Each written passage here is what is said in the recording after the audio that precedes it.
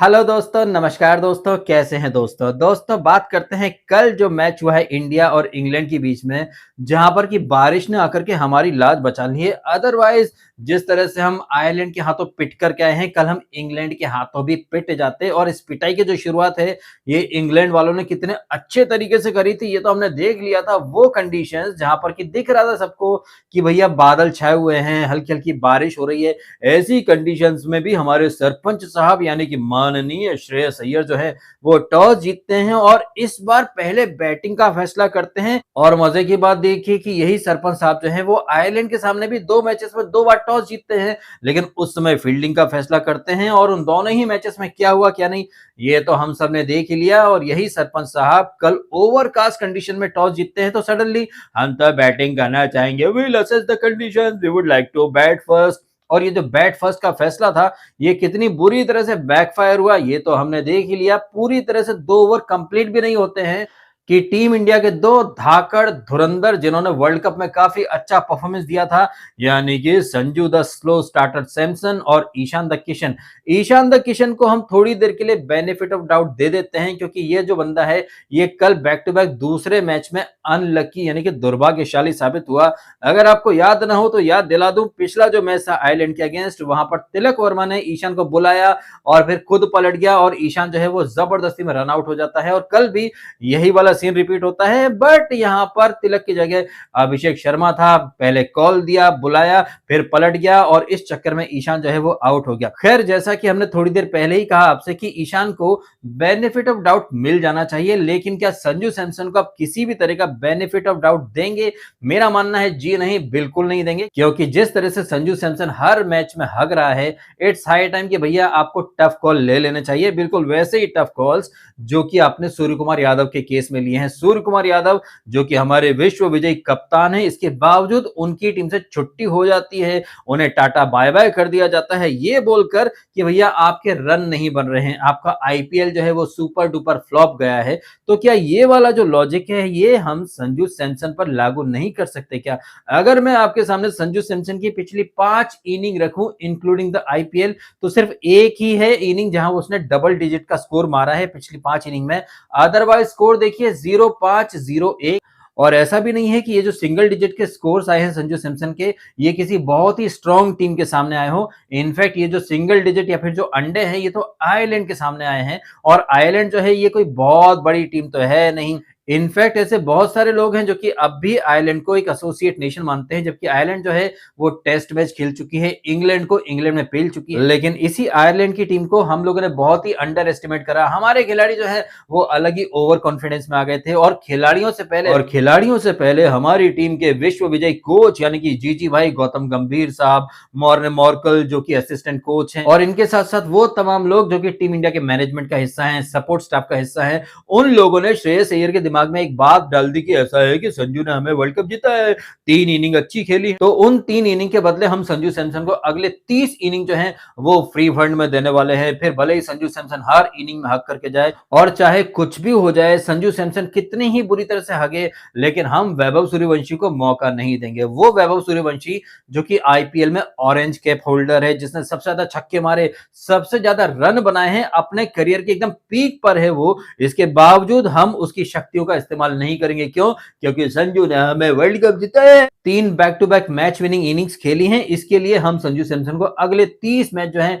वो free fund में देने वाले हैं। ये वही वाला फंडा है जो कि सूर्य कुमार यादव के साथ भी हुआ था। जो 2024 का वर्ल्ड कप था उसमें सूर्य ने कैच पकड़ लिया था, उस कैच के बदले सूर्या भाई को 2 साल टीम का कप्तान बना दिया गया। अब यहां पर संजू सैमसन ने 3 मैच विनिंग इनिंग्स खेली हैं। जब ये इनिंग खेली थी, हमने संजू को खुलकर के अप्रिशिएट करा था। और अगर आपको याद हो तो हमने ये भी कहा था कि संजू सैमसन का जो पूरा करियर है वो सेटबैक से भरा हुआ है, वो बैड लक से भरा हुआ है, लेकिन तमाम सेटबैक को पार करके संजू ने जबरदस्त कमबैक करा था, हमें वर्ल्ड कप जिताया था।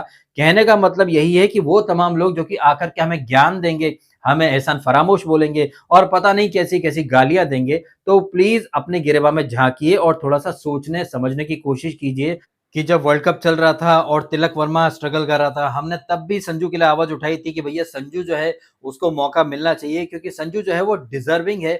आज आप देखें तो संजू जो है वो अच्छा नहीं कर रहा है। जिस तरह हमने संजू के लिए उस समय आवाज़ उठाई थी, आज हम वैभव सूर्यवंशी के लिए आवाज़ उठा रहे हैं क्योंकि संजू जो है वो स्ट्रगल कर रहा है। वहीं वैभव सूर्यवंशी जो कि फियरलेस क्रिकेट का दूसरा नाम बन चुका है, इतनी ज़्यादा उसकी फैन फॉलोइंग हो चुकी है, इतना दम गुर्दा वो दिखा चुका है ऑलरेडी।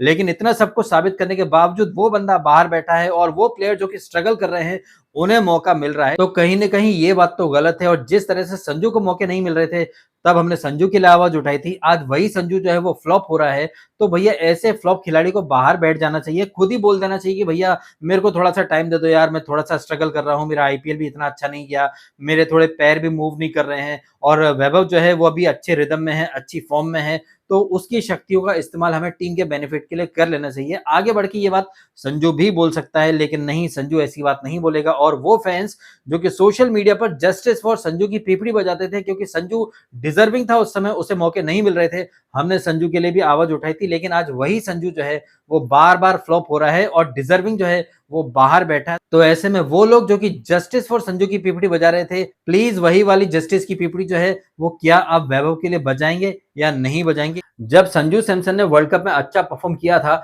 हम सबने एप्रिशिएट करा था, तारीफ़ की थी उसकी। लेकिन आज का सच ये है कि संजू सैमसन जो है, वो इतनी बुरी तरह से आउट ऑफ फ़ॉर्म है कि वो आयरलैंड जैसी टीम के अगेंस्ट भी स्ट्रगल कर रहा है।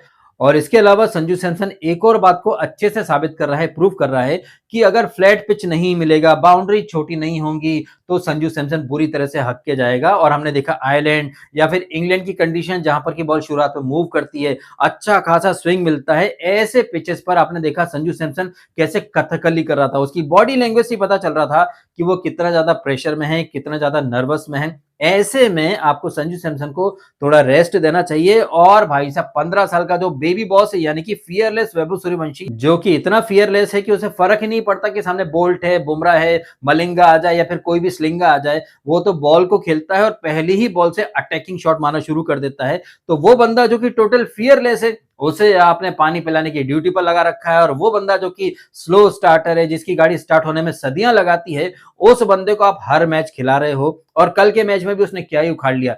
मैच का दूसरा ओवर आता है, लो भैया हम तो चले, हमारा काम खत्म। ये तो ठीक है कि बाद में कप्तान श्रेयस अय्यर जो कि पिछले 3-4 मैचेस से फ्लॉप जा रहे थे, लेकिन कल यही सरपंच साहब जो हैं वो खूंटा गाड़ के अभिषेक के साथ काफी अच्छी पार्टनरशिप करते हैं। अभिषेक ने अच्छी इनिंग खेली, श्रेयस ने अच्छी इनिंग खेली और बाद में शिवम दुबे ने काफी अच्छी फिनिश दी है। और इन तीनों की ही दमदार इनिंग की बदौलत हम लोग 180 रन का स्कोर बना लेते हैं। लेकिन तभी आ जाती है बारिश और पता नहीं क्यों मुझे ऐसा लग रहा है कि बारिश ने हमारी लाज रख ली है, क्योंकि जिस तरह से ये पिच बैटिंग के लिए अच्छा होता जा रहा था, शुरू में थोड़ी सी स्विंग मिल रही थी, बाद में जिस तरह से श्रेयस अय्यर और खास तौर पर एंड में शिवम दुबे ने हिटिंग करी है, ये सब देख करके मुझे ऐसा फील आ रहा है कि ये जो पिच है ये बैटिंग के लिए और बेहतर होता जा रहा था। और यही बात जो है वो टॉस के टाइम पर जितने एक्सपर्ट्स हैं ना, उन्होंने भी बोली थी कि यार हम तो शॉक में हैं कि श्रेयस अय्यर ने टॉस जीत करके बैटिंग का फैसला क्यों कर लिया है, क्योंकि ये जो मैदान है, ये जो पिच है, ये बैटिंग के लिए बेहतर होता जाएगा जैसे जैसे गेम आगे बढ़ेगा। लेकिन श्रेयस अय्यर ने कुछ अलग ही घुट्टी पी रखी थी। कहने का मतलब यह है कि जो बातें एक्सपर्ट्स बोल रहे थे कि टाइम के साथ ये जो पिच है ये बैटिंग के लिए और अच्छा हो जाएगा,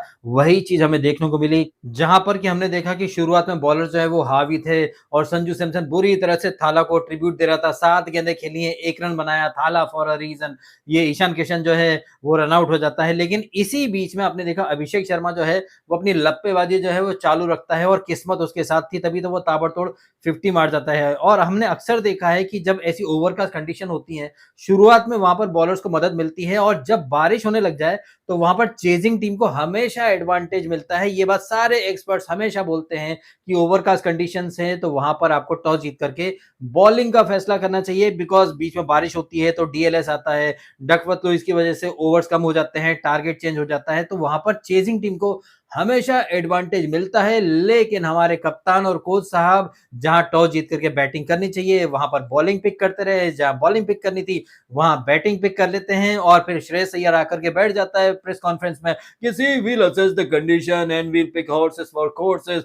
कोई पूछता है सूर्यवंशी को क्यों नहीं लिया, तो हम ये बातें डिस्कस नहीं करना चाहेंगे, क्योंकि हम अगर अभी से बता देंगे तो हमारे प्लान जो है वो सामने वाली टीम सुन लेगी। लेकिन हम तो लास्ट टाइम तक अपने प्लान हिडन रखना चाहते हैं, हाइड करना चाहते हैं, सिचुएशन के अकॉर्डिंग पिच के अकॉर्डिंग जाना चाहते हैं, भैया हम प्लेइंग 11 अभी से अनाउंस नहीं कर सकते, हम बता नहीं सकते क्योंकि भाई सामने वाली टीम जो है वो फिर उस अकॉर्डिंग प्लान बनाएगी। ऐसे में आपके सामने मैं इंग्लैंड की टीम का एग्जांपल रखना चाहूंगा, क्योंकि इंग्लैंड की जो टीम है वो चाहे टेस्ट टीम हो, वनडे टीम हो या फिर टी20 टीम हो, ये लोग 24 घंटे पहले ही प्लेइंग 11 अनाउंस कर देते हैं। और पता नहीं क्यों मुझे ऐसा लग रहा है शायद रवि शास्त्री को ये बात पता नहीं थी। ये बात मैं इसलिए बोल रहा हूं क्योंकि काफी लोग जो हैं वो सोशल मीडिया पर आर कर रहे हैं कि हैरी ब्रुक ने जो है रवि शास्त्री का मजाक उड़ा दिया, क्योंकि रवि शास्त्री ने टॉस के टाइम पर पूछा था, हैरी तुम्हारी प्लेइंग 11 क्या है, कॉम्बिनेशन क्या है। तो हैरी ब्रुक ने वहां पर पूरी की पूरी जो प्लेइंग 11 है, ओके नंबर 1 पर बटलर है, सॉल्ट है, बेथल है, ब्रुक मैं खुद हूं, फिर सैम करन है, फिर विल जैक है, लियम डॉसन है, फिर आदिल रशीद है, साकिब महमूद है, फिर वो ल्यूक वुड है।